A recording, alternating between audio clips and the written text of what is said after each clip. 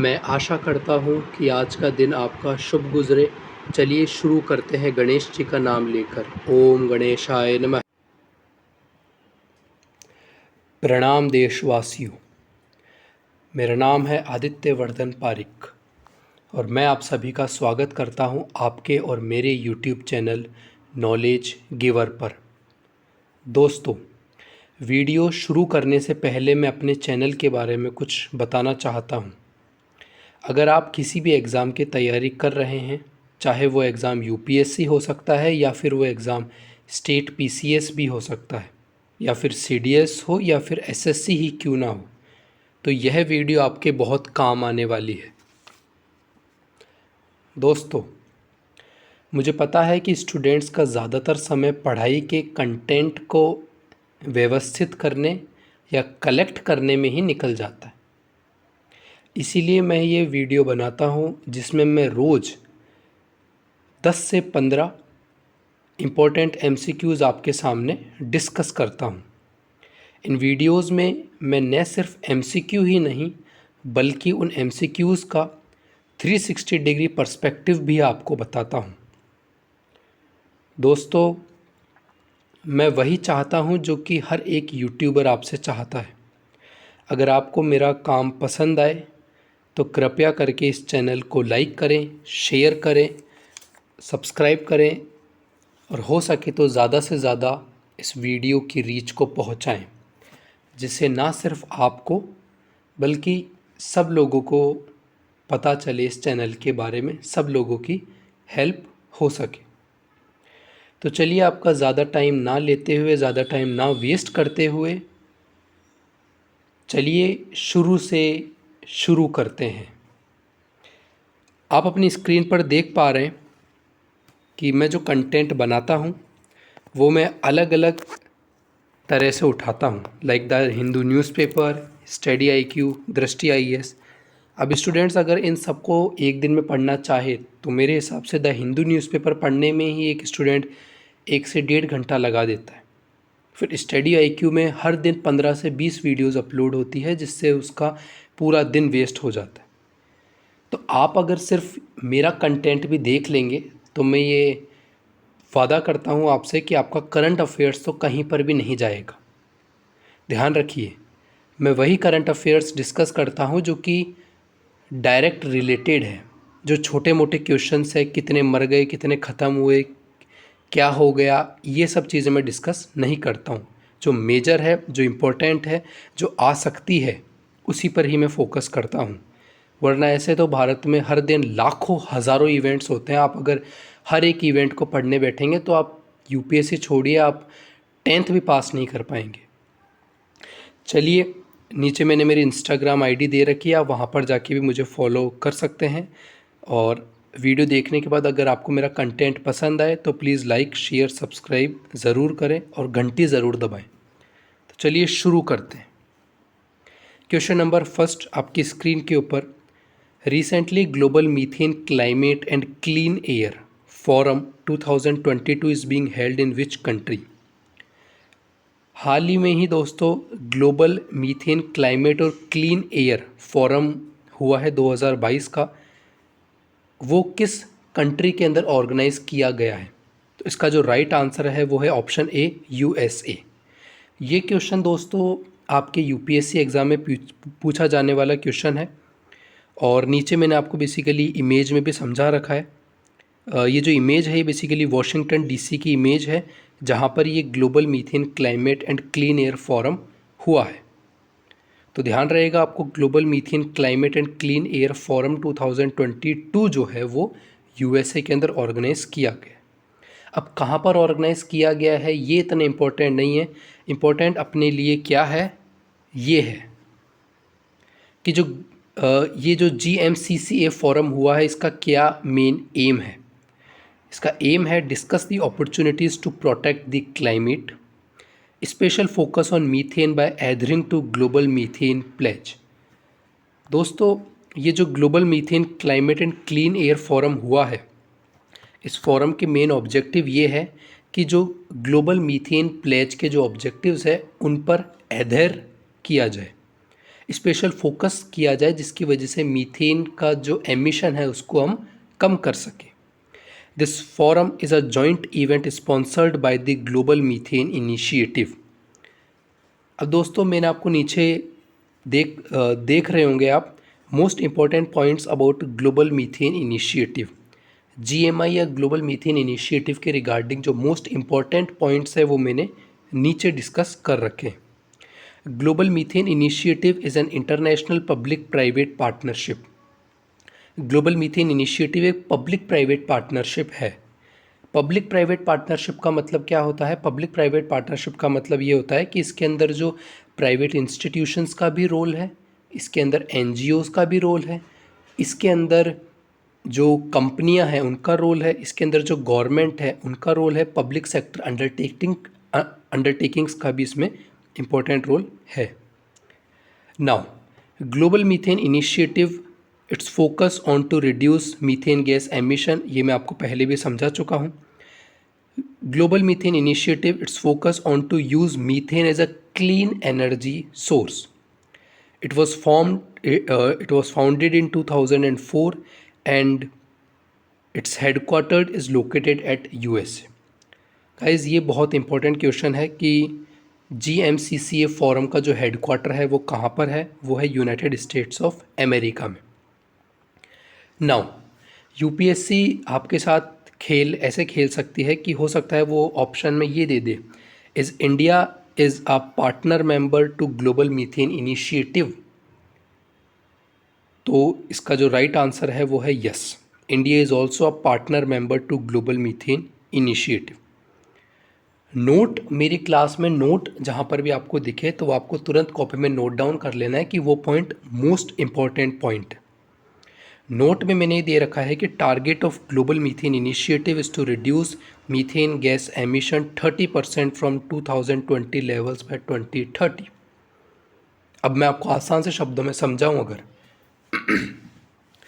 तो दोस्तों global methane initiative का जो मेन एम है वो ये है कि 2020 के अंदर जितना भी वर्ल्ड मीथेन का एमिशन करता था उसका 30% अपने को रिडक्शन करना है 2030 तक। फॉर एग्ज़ाम्पल इसको यूँ समझिए कि अगर 2020 तक 100% का मीथेन एमिशन हुआ तो 2030 तक 70% का मीथेन एमिशन ही होना चाहिए, क्योंकि 100 का 70 तो 30% कम होना चाहिए मीथेन एमिशन। नीचे मैंने आपको दे रखा है important facts about methane gas. दोस्तों ये डेटा आपके यूपीएससी का जो साइंस एंड टेक वाला पोर्शन है, साइंस एंड टेक्नोलॉजी वाला पोर्शन है जीएस पेपर, उसके लिए बहुत रेलेवेंट है। मॉलिक्यूलर फार्मूला जो है मीथेन गैस का दैट इज़ CH4। CH4 का मतलब होता है कि जो मीथेन है वो कार्बन का एक एटम है प्लस हाइड्रोजन के 4 एटम है। तो CH4 मॉलिक्यूलर फार्मूला है of methane gas. And methane basically green house gas है, हाईली फ्लेमेबल है ये। एंड नोट, जैसा कि मैंने आपको पहले भी बताया है, फिर से रिपीट कर देता हूँ कि मेरी क्लास में नोट का मतलब होता है कि ये पॉइंट मोस्ट इम्पॉर्टेंट पॉइंट है। नोट में मैंने आपको दे रखा है कि largest emitter of methane gas जो है वो है चाइना, ध्यान रखिएगा। आप अपने राइट हैंड साइड पे स्लाइड में भी देख सकते हैं अबाउट मीथेन के नीचे that methane is short lived gas है, ये 12 ईयर्स तक लगभग ये रहती है in the atmosphere than carbon dioxide, but 80 times more potent in warming the earth. अब दोस्तों यहाँ पर मैं आपको एक बात समझाना चाहूँगा, जब मीथेन गैस बेसिकली रिलीज़ होती है तो उससे दिक्कत ये होती है कि जो टेम्परेचर होता है, जो एनवायरनमेंट होता है, जो क्लाइमेट होता है वो गर्म हो जाता है, वो वार्म हो जाता है। और आपको पता है कि जैसे ही टेम्परेचर गर्म होगा, क्लाइमेट वार्म होगा, तो जो आर्कटिक अपने जो नॉर्थ पोल की तरफ जो आइस है उसका पिघलने का डर शुरू हो जाएगा। अंटार्कटिक ओशन की तरफ जो आइस है उसका पिघलने का डर शुरू हो जाएगा। और जब बर्फ़ पिघलेगी तो वाटर का जो सी लेवल है वो राइज़ हो जाएगा। और जब वाटर का लेवल राइज होगा तो उसकी वजह से आसपास के जो आइलैंड नेशंस है वो उसमें सबमर्ज हो जाएंगे। तो आप देख सकते हो कि कैसे मीथेन गैस का टेम्परेचर बढ़ा, इधर से टेम्परेचर बढ़ा, उधर से आइस जो है वो पिघली। जब आइस पिघली तो वाटर का लेवल बढ़ा, जब वाटर का लेवल बढ़ा तो आइलैंड उसमें सबमर्ज हो गए, और जब आइलैंड सबमर्ज हो गए तो न जाने कितनी बायोडाइवर्सिटी ख़त्म हो जाती। मैं आपको ये समझाना चाह रहा हूँ कि इसी तरीके से ही यूपीएससी के अंदर जब आप मेंस में आंसर्स लिखें तो आपको ऐसे कनेक्ट करते रहना पड़ेगा। आई होप कि आपको मेरा सेशन समझ में आ रहा होगा, अच्छा लग रहा होगा, कंटेंट सही लग रहा होगा। तो प्लीज़ इस चैनल को लाइक करें, शेयर करें, सब्सक्राइब करें, क्योंकि दोस्तों बहुत ही ज़्यादा मेहनत लगती है एक स्लाइड को प्रिपेयर करने में। तो आई होप कि आप समझ रहे होंगे। चलिए नेक्स्ट क्वेश्चन की तरफ। क्वेश्चन नंबर सेकंड आपकी स्क्रीन के ऊपर, recently who got Nobel prize in physics. दोस्तों डायरेक्ट क्वेश्चन है, फैक्चुअल क्वेश्चन है, यूपीएससी में भी आ सकता है, सीडीएस में आ सकता है, एसएससी में आ सकता है, न जाने कितने एग्ज़ाम में ये क्वेश्चन आ चुका है और आएगा कि हाल ही में ही फ़िज़िक्स का नोबेल प्राइज़ किसको दिया गया। तो दोस्तों 3 जनों को फ़िज़िक्स का नोबेल प्राइज़ दिया गया है, और नीचे आप उनकी इमेज भी देख सकते हो, और ऊपर जब आप देखोगे तो एल्फ्रेड नोबेल जी की फ़ोटो है, और ये वही पर्सनैलिटी है जिनकी वजह से आज अपन नोबेल प्राइज़ डिस्ट्रीब्यूट करते हैं। ये बेसिकली एक स्वीडिश साइंटिस्ट है। दोस्तों मैंने आपको बताया 3 जनों को नोबेल प्राइज़ इन फिज़िक्स में दिया गया है। इनका नाम है एलन एस्पेक्ट, दूसरे हैं John F Clauser, and the third one is Anton Zeilinger. Now it depends on you that आपको कैसे प्रोनाउंस करना है, it totally depends on you. ठीक, बस फ़र्क इतना है कि वहाँ पर प्रीलिम्स या मेंस में नंबर लेके आ जाओ, प्रोनाउंसिएशन मैटर नहीं करता। ध्यान रखिएगा 3 जनों को फिज़िक्स के अंदर नोबेल प्राइज़ दिया गया है, एलन, जॉन एंड एंटोन। अब गाइज इससे भी ज़्यादा इम्पोर्टेंट है नोबेल प्राइज़ के बारे में जानना। ये देखिए, now they got Nobel prize in physics for their work on quantum mechanics. अब दोस्तों क्वांटम मैकेनिक्स क्या होता है, बेसिकली ये फ़िज़िक्स का है, तो आपको इतना ज़्यादा डिटेल्ड में जाने की ज़रूरत नहीं है। आपको सिर्फ इतना पता होना चाहिए कि 3 लोगों को फ़िज़िक्स के अंदर नोबेल प्राइज़ मिला है और क्वांटम मैकेनिक्स के लिए मिला है। लेकिन फिर भी जनरल अंडरस्टैंडिंग के लिए आपको पता होना चाहिए कि क्वांटम थ्योरी जो है उसको दोस्तों प्रपोज किया गया था by great and renowned scientist Albert Einstein. नीचे आप इनकी फ़ोटो भी देख सकते हैं, मैंने इनकी पिक लगा रखी है, और इनकी जो बड़ी फेमस पिक है वो है दोस्तों नीचे नीचे वाली, जिनमें ये अपनी टंग को, अपनी जीभ को बाहर निकाल रहे हैं। दोस्तों इसका भी एक किस्सा है, इसकी एक स्टोरी है, मैं आपको 10 या 20 सेकंड के अंदर साझा कर देता हूँ। एक्चुअली हुआ ये था कि नोबेल प्राइज़ एक बार किसी पार्टी अल्बर्ट आइंस्टीन एक बार किसी पार्टी में गए थे।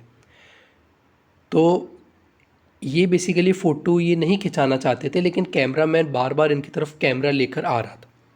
तो ये जब अपनी जीभ, उसको बेसिकली चिढ़ाने के लिए उन्होंने ये अपनी जीभ को बाहर निकाला, और जैसे ही इन्होंने अपनी टंग को बाहर किया तुरंत फोटोग्राफर ने जो है फ़ोटो को क्लिक कर लिया। उस वजह से ये फ़ोटो आज के तारीख में भी वर्ल्ड फेमस है। अल्बर्ट आइंस्टीन वही है जिन्होंने कि क्वांटम थ्योरी प्रपोज करी। अल्बर्ट आइंस्टीन वही है जिन्होंने कि ये बोला था कि लाइट बेंड करती है। जी हाँ दोस्तों, आपने अभी तक ये पढ़ा है कि लाइट बेंड नहीं करती, लेकिन मैं आपको बता देना चाहता हूँ कि लाइट बेंड करती है। The third point is that Albert Einstein वही है जिन्होंने कि E=mc² का फॉर्मूला दिया था। Now important facts about Nobel prize है, ये आप रीड आउट कर लेंगे, मैं भी आपके लिए रीड आउट कर देता हूँ, बहुत ही इंपॉर्टेंट पॉइंट है ये। नोबेल प्राइज़ हर बार 10 दिसंबर को दिया जाता है। क्यों दिया जाता है? क्योंकि इस दिन एल्फ्रेड नोबेल, जो कि इसके फाउंडर थे नोबेल प्राइज़ के, उनकी डेथ हुई थी। सबसे पहली बार नोबेल प्राइज़ दिया गया था दोस्तों 1901 में। एल्फ्रेड नोबेल वही है जिन्होंने कि डायनामाइट का डिस्कवरी करी। अब आप सोच रहे होंगे डायनामाइट क्या होता है। डायनामाइट बेसिकली यूँ समझ लीजिए कि अगर बहुत बड़ी साइट को आपको डिस्ट्रॉय करना है तो उसके लिए डायनामाइट का यूज़ किया जाता है। डायनामाइट एक तरह का बॉम्ब कह लीजिए या एक तरीके से विस्फोटक चीज़ होती है। Know Alfred Nobel is considered to be the father of Nobel prize. First Indian Nobel laureate male में Rabindranath Tagore and first Indian Nobel laureate female में मदर टेरेसा। अब दोस्तों आप इन दोनों पॉइंट्स को नोट में लिख सकते हैं कि पहले भारतीय व्यक्ति पुरुषों में जिनको कि नोबेल प्राइज़ दिया गया था वो थे रविंद्रनाथ टैगोर। आप सबको पता है रविंद्रनाथ टैगोर कौन है, कौन थे, ज़्यादा बताने की मुझे आवश्यकता नहीं है। और सबसे पहली फीमेल जिनको कि नोबेल प्राइज़ दिया गया था इंडियन, वो थी मदर टेरेसा। अब दोस्तों मदर टेरेसा को बेसिकली इनके शांति या पीस वर्क के लिए नोबेल प्राइज़ से सम्मानित किया गया था। तो नीचे मैंने आपको सबकी इमेज दे रखी है। आपको अल्बर्ट आइंस्टीन जी की इमेज दिख रही होगी, आपको मदर टेरेसा की इमेज दिख रही है, आपको एल्फ्रेड नोबेल की इमेज दिख रही है। तो नेक्स्ट क्वेश्चन पर मूव ऑन करते हैं। क्वेश्चन नंबर 3 आपकी स्क्रीन के ऊपर, recently president Droupadi Murmu launched her start campaign. Now the question is, ये जो हर स्टार्ट प्लेटफॉर्म है it is related with option A women safety, option B women entrepreneurship, option C women education and option 4 women health. तो guys हाल ही में ही अपने जो प्रेसिडेंट है द्रौपदी मुर्मू, उन्होंने हर स्टार्ट प्लेटफॉर्म लॉन्च किया है और ये जो हर स्टार्ट प्लेटफॉर्म है ये रिलेटेड है आपका वुमेन एंटरप्रेन्योरशिप से। नीचे आप एक्सप्लेनेशन भी देख सकते हैं। Aim of this platform is it is a flagship programme by Gujarat University. ये पॉइंट इंपॉर्टेंट नहीं है। Second point, to create more women entrepreneur, ये मैं आपको पहले भी समझा चुका हूँ। हर स्टार्ट प्लेटफॉर्म जो कि द्रौपदी मुर्मू ने लॉन्च किया है, इसका मेन ऑब्जेक्टिव है दोस्तों वीमेन एंटरप्रेन्योर को बढ़ावा देना, to create more women entrepreneur. Now most important point यहाँ से ये बनता है कि वीमेन एंटरप्रेन्योर से रिलेटेड गवर्नमेंट की क्या क्या स्कीम्स हैं। अन्नपूर्णा स्कीम है, मुद्रा योजना स्कीम है, देना शक्ति स्कीम है। तो ये दोस्तों मैंने आपको स्कीम भी बता दी, मैंने आपको ये भी बता दिया कि हर स्टार्ट प्लेटफॉर्म किस चीज़ से रिलेटेड है, किसने लॉन्च किया है, किस यूनिवर्सिटी ने लॉन्च किया है, ध्यान रखिएगा। नीचे हिलेरी क्लिंटन जी के द्वारा बहुत ही फेमस कोट है, when women participate in the economy everyone benefits. बात बिल्कुल सही है। और जस्ट इसके ऊपर वाली स्लाइड में मैंने आपको top 35 plus women entrepreneur in India की फ़ोटो भी दिखा रखी। तो चलिए नारी शक्ति जिंदाबाद का नारा लगाते हुए नेक्स्ट क्वेश्चन पर मूव ऑन करते हैं। क्वेश्चन नंबर 4 आपकी स्क्रीन के ऊपर, recently who has received the Nobel prize in chemistry. इसका जो सही आंसर है वो है option D, all of the above.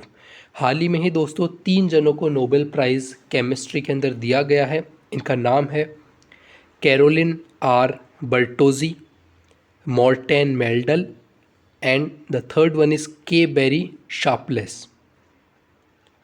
आपको ध्यान रखना है कि 3 जनों को ही फिज़िक्स के अंदर नोबेल प्राइज़ दिया गया है और 3 जनों को ही केमिस्ट्री के अंदर नोबेल प्राइज़ दिया गया है।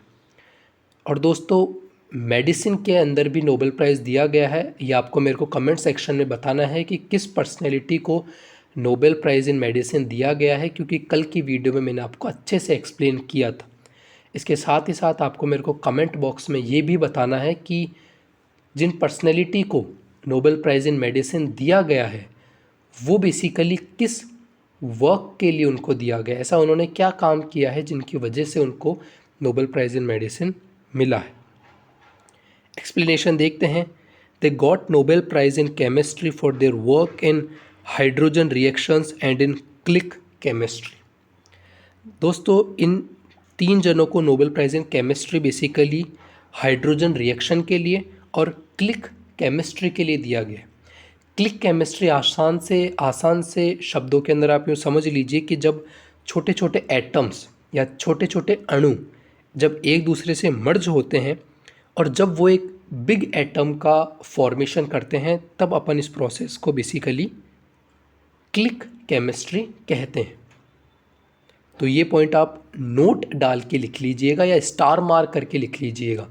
मैं आपको पहले भी समझा चुका हूँ, जो नोट बताऊँ, जो स्टार मार्क बताऊँ, इसका मतलब है कि वो फैक्ट सिर्फ फैक्ट नहीं है, वो फैक्ट यूपीएससी के लिए बहुत ही रेलेवेंट है दोस्तों।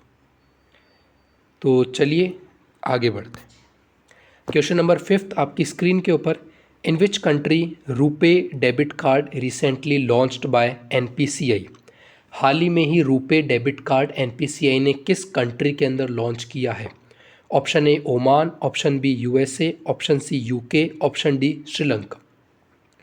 हाल ही में ही National Payment Corporation of India ने ओमान के अंदर रुपे डेबिट कार्ड को लॉन्च किया है। अब दोस्तों आपको मैंने 2 इमेजेस दिखा रखी है। पहली जो इमेज है वो है एनपीसीआई का, दूसरी जो इमेज है वो है दोस्तों रुपे का। अब आपको मेरे को कमेंट बॉक्स में ये बताना है कि इंडिया और ओमान के बीच में कौन सी मिलिट्री एक्सरसाइज होती है। सेकेंड चीज़ आपको मेरे को ये बतानी है कि ओमान के पास में क्या है, इन द सेंस कि ओमान के पास में कौन सी फेमस वाटर बॉडी है। क्या वो रेड सी है, क्या वो बाब अल मंदब स्ट्रेट है, क्या वो अरेबियन सी है, क्या वो बे ऑफ बंगाल है, क्या मेडिटेरियन सी है, रेड सी है, क्या कौन सी वाटर बॉडी ओमान के पास में है। आई होप कि आप क्वेश्चंस को मेरे समझ पा रहे होंगे और मैं आशा करता हूँ कि आप कमेंट बॉक्स में मेरे सारे क्वेश्चंस का रिप्लाई करेंगे। एक्सप्लेनेशन पार्ट पर चलते हैं। RuPay debit card first launch in Singapore, then in Bhutan and then in Maldives. दोस्तों रुपे डेबिट कार्ड सबसे पहली बार सिंगापुर में लॉन्च हुआ, फिर भूटान में लॉन्च हुआ, फिर मालदीव्स में लॉन्च हुआ, इसके और अभी हाल ही में ही ओमान में भी लॉन्च हो चुका है। दोस्तों इसको लॉन्च करने का फ़ायदा ये होगा कि अब मान लीजिए, अगर मान लीजिए मैं इंडियन हूँ और अगर मैं सिंगापुर में रहता हूँ और अगर मैं सिंगापुर का कोई ऐप यूज़ नहीं करना चाहता पेमेंट करने के लिए, मैं इंडिया का ही ऐप रुपे कार्ड यूज़ करना चाहता हूँ पेमेंट करने के लिए, तब बेसिकली ये मेरी हेल्पफुल करेगा, ये मेरे लिए बहुत ज़्यादा हेल्पफुल होगा।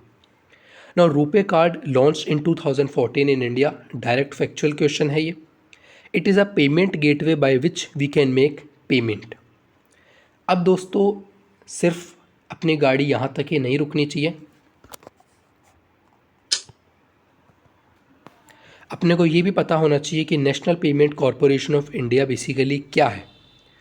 सो एनपीसीआई की जो फुल फॉर्म है वो है national Payment Corporation of India, and NPCI work is to regulate payment system. The headquarter of NPCI is located in Mumbai and it was launched by Reserve Bank of India and Indian Bank Association. Now, question number 6 आपकी screen के ऊपर, who has been awarded the UNHCR Nansen Refugee Award 2022। इसका जो right answer है दोस्तों वो है Angela Merkel. Angela Merkel ji को हाल ही में ही United Nation High Commission for Refugees के तरफ से नैनसेन रेफ्यूजी अवार्ड दिया गया है। आप साइड में इनकी इमेज भी देख पा रहे हैं, ये है Angela Merkel. Angela Merkel vice chancellor रह चुकी है जर्मनी की। यूएनएचसीआर नैनसेन रेफ्यूजी अवार्ड के बारे में कुछ फैक्चुअल डेटा और कुछ इंपॉर्टेंट पॉइंट्स चलिए डिस्कस कर लेते हैं। This award was established in 1954। ये जो अवार्ड है यूएनएचसीआर नैनसेन रेफ्यूजी अवार्ड, ये अवार्ड 1954 में इस्टेब्लिश हुआ था। The full form of UNHCR is United Nations High Commission for Refugees. मैं आपको पहले भी समझा चुका हूँ। This award is given in the memory of Fridtjof Nansen who was the scientist of Norway. तो ये जो नैनसेन रेफ्यूजी अवार्ड है ये बेसिकली फ्रेडजोक नैनसोन की याद में दिया जाता है।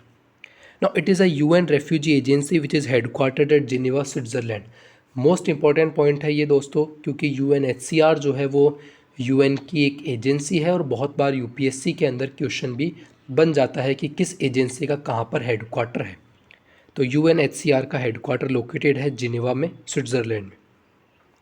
फिर से मैंने यहाँ पर एक पॉइंट लिखा है नोट करके, India is not a signatory member of 1951 refugee convention. जी हाँ दोस्तों, 1951 में एक रिफ्यूजी कन्वेंशन हुई थी, इंडिया उसका सिग्नेटरी मेंबर नहीं है। कहने का मतलब ये है कि इंडिया की कोई जवाबदेही नहीं है, इंडिया की कोई जिम्मेदारी नहीं है अगर विदेश से लोग या फॉरेन कंट्री से लोग किसी भी प्रॉब्लम के कारण इंडिया में शरण लेने के लिए आते हैं। तो आप इसको यूँ समझ सकते हैं, फॉर एग्जांपल जब 1971 का वॉर हुआ था तो बहुत सारे लोग बांग्लादेश से भाग भागकर इंडिया में आए थे, या वेस्ट पाकिस्तान उस वक्त था उसका नाम, तो इंडिया में आए थे। इंडिया ने सिर्फ और सिर्फ एक ह्यूमैनिटी के लिए ही, मानवता के लिए ही उन लोगों को इंडिया में जगह दी। अगर इंडिया लीगली बाइंड नहीं है, क्योंकि इंडिया ने 1951 का रेफ्यूजी कन्वेंशन साइन ही नहीं कर रखा है। नीचे मैंने आपको ये जो नैन्सी रेफ्यूजी अवार्ड है इसकी इमेज भी दिखा रखी है, और UNHCR के बारे में प्रीलिम्स से रिलेटेड क्या क्या फैक्ट्स है वो भी दे रखे। क्वेश्चन नंबर 7 दोस्तों, ये क्वेश्चन UPSC का प्रीवियस ईयर क्वेश्चन है, तो I want your special attention to this question. Question number 7, with reference to the quality council of India considered the following statement. Quality council of India के संदर्भ में नीचे दिए गए वाक्यों पर विचार डालिए। Option A, it was jointly set up by the government of India and Indian industries. क्या quality council of India jointly set up किया गया है by the GOI and Indian industries? And the option B, the chairman of the quality council of India is appointed by the prime minister on the recommendations of the industry to the government. दोस्तों मैं आपको बताना चाहूँगा कि ये दोनों ही statements एकदम true है। क्वालिटी काउंसिल ऑफ इंडिया जो है जॉइंटली सेटअप किया गया था bye the government of India and Indian industry, and quality council of India के जो चेयरमैन होते हैं उनको प्राइम मिनिस्टर ही अपॉइंट करते हैं, लेकिन PM को रिकमेंडेशन दी जाती है इंडस्ट्री के द्वारा। नीचे आप क्वालिटी काउंसिल ऑफ इंडिया का लोगो भी देख सकते हैं। ये इसका एक्सप्लेनेशन पार्ट है दोस्तों। Quality council of India was setup in 1997। Factual question है, डेट याद रखना बहुत ही टफ काम है, और मुझे नहीं लगता कि क्वालिटी काउंसिल ऑफ इंडिया में UPSC डेट पूछता है, क्योंकि UPSC फैक्चुअल क्वेश्चन बहुत कम पूछने लग गया है आजकल। UPSC का जो लेवल है वो अब कॉन्सेप्चुअल हो गया है, फैक्चुअल से हटकर वो कॉन्सेप्चुअल यानी कॉन्सेप्ट पर ज़्यादा उनका फोकस रहता है। Quality council of India, it's main work is to give national accreditation structure. Main work जो है क्वालिटी काउंसिल ऑफ इंडिया का वो है नेशनल एक्रीडिएशन स्ट्रक्चर देना। It is an autonomous body attached under ministry of commerce and industry. The aim of quality council of India is to promote national quality campaign. नाम से ही आपको मालूम पड़ रहा है क्वालिटी काउंसिल ऑफ इंडिया है, तो नॉर्मल सी बात है कि एक ऐसी बॉडी होगी जो कि एक सर्टिफिकेट प्रोवाइड करती है ये, और सर्टिफिकेट तभी प्रोवाइड करती है जब कोई पर्टिकुलर इंडस्ट्री सारे के सारे क्वालिटी को, सब के सब क्वालिटी को मेंटेन करे, सारे के सारे चेक्स और मेजर से पास आउट हो, तभी क्वालिटी काउंसिल ऑफ इंडिया का नेशनल एक्रीडिएशन सर्टिफिकेट मिलता है। नीचे आप जिस पर्सनैलिटी की इमेज देख रहे हैं ये बेसिकली चेयरमैन है अभी क्वालिटी काउंसिल ऑफ इंडिया के, और इनका जो नाम है वो है Adil Zainulbhai. Adil Zainulbhai is the current chairman of quality council of India. Question number 8 आपकी स्क्रीन के ऊपर, recently Padma Shri awardee professor doctor Inamul Haque has passed away. Passed away का मतलब होता है दोस्तों डेथ हो जाना, मृत्यु हो जाना। He was related with which field? हाल ही में ही पद्मश्री अवॉर्डी डॉक्टर इनामुल हक जी का इंतकाल हो गया। वो किस फील्ड से बिलोंग करते थे? तो इसका राइट आंसर है आर्कियोलॉजी। अब ये दोस्तों फैक्चुअल क्वेश्चन है, आपको पता ये होना चाहिए कि कितने टाइप्स के पद्म अवार्ड होते हैं। 3 तरह के पद्म अवार्ड होते हैं, पद्म विभूषण, पद्म भूषण एंड पद्म श्री। दूसरा फैक्चुअल क्वेश्चन आपको ये पता होना चाहिए कि इंडिया का जो हाईएस्ट सिविलियन अवार्ड है दैट इज़ भारत रत्न, और सेकंड नंबर पर इंडिया का जो हाईएस्ट अवार्ड है दैट इज़ पद्म विभूषण। ध्यान रखिएगा, सबसे पहले नंबर पर आता है भारत रत्न, सेकंड पोजीशन पर आता है पद्म विभूषण। ठीक। सो अभी हाल ही में ही डॉक्टर इनामुल हक जी की डेथ हो गई, जो कि एक आर्कियोलॉजिस्ट थे, आर्कियोलॉजी फील्ड से बिलोंग करते थे और ये पद्मश्री अवॉर्डी रह चुके हैं। आप नीचे इनकी फ़ोटो भी देख पा रहे हैं, जिनमें अपने ओल्ड प्रेसिडेंट रामनाथ कोविंद जी जो है वो इनको पद्मश्री अवार्ड और सर्टिफिकेट प्रोवाइड कर रहे हैं। क्वेश्चन नंबर 9 आपकी स्क्रीन के ऊपर, recently prime minister Modi launched YUVA 2.0 scheme, it is related with. हाल ही में ही मोदी जी ने युवा 2.0 स्कीम को दोस्तों लॉन्च किया है। क्वेश्चन है कि युवा 2.0 स्कीम किस चीज़ से रिलेटेड है? इसका राइट आंसर है ऑप्शन ए, यंग ऑथर्स। यंग ऑथर्स को बेसिकली प्रमोट करने के लिए ज़्यादा से ज़्यादा जो यंग लोग हैं 30 इयर्स तक की एज के यंग राइटर्स हैं, जो लिखना चाहते हैं, जो लिखते हैं, जो राइटिंग कैरियर के अंदर अपना जो राइटिंग प्रोफेशन में अपना कैरियर बनाना चाहते हैं, उन लोगों के लिए युवा 2.0 स्कीम को लॉन्च किया गया है। अब आप लोग ये सोच रहे होंगे कि युवा 2.0 का क्या मतलब हुआ। तो दोस्तों युवा 2.0 का मतलब ये हुआ कि 2021 के अंदर इसका पहला फेज़ लॉन्च किया गया था, यानी युवा स्कीम, और 2022 यानी इस साल 2 अक्टूबर गांधी जयंती को इसका सेकंड फेज़ लॉन्च किया गया है, यानी युवा 2.0। सिंपल एक्सप्लेनेशन देख सकते हैं। YUVA's full form is young upcoming and versatile authors. This is a part of Azadi ka Amrit Mahotsav. National Book Trust NBT is the implementing agency of this scheme। Most important point है ये दोस्तों। UPSC यहाँ से भी आपके साथ खेल कर सकती है कि जो युवा स्कीम है वो किस एजेंसी ने लॉन्च करी है। अब मुझे नहीं लगता कि कोई स्टूडेंट युवा से नेशनल बुक ट्रस्ट तक गैस कर सकता है, कोई नहीं कर सकता। तो ये आपको लर्न ही करना पड़ेगा कि युवा 2.0 स्कीम को अभी हाल ही में ही नेशनल बुक ट्रस्ट इसकी इम्प्लीमेंटिंग एजेंसी है। Now first version of this scheme was launched in 2021। ये मैं आपको पहले भी समझा चुका हूँ, तो ध्यान रखिए युवा 2.0 स्कीम क्या है, किसने लॉन्च करी है, कौन सा फेज़ लॉन्च किया है, किस चीज़ से रिलेटेड है, कौन इसकी इम्प्लीमेंटिंग एजेंसी है। सो आई होप कि आपको मेरा कंटेंट, मेरी वीडियोस और मेरा एक्सप्लेनेशन समझ में आया होगा। Don't forget to like, share and subscribe this video. ऐसे ही सपोर्ट करते रहिए और कमेंट बॉक्स में आप मुझे बताइए कि अगली बार मैं किस टॉपिक के ऊपर वीडियो बनाऊं। आप अगर कमेंट बॉक्स में मुझे बताएंगे कि सर अगली बार इस टॉपिक पर वीडियो बनाएं, तो मैं उस टॉपिक पर ही वीडियो बनाऊँगा। मैं सोच रहा हूँ कि जो नोबेल प्राइज़ है वो बहुत ज़्यादा चर्चा में है, तो एक बार एक सेशन नोबेल प्राइज़ के ऊपर ही वीडियो बनाई जाए। बाकी आप मुझे कमेंट सेक्शन में जो मैंने क्वेश्चन पूछा है ओमान से रिलेटेड, उसका भी आंसर दीजिएगा।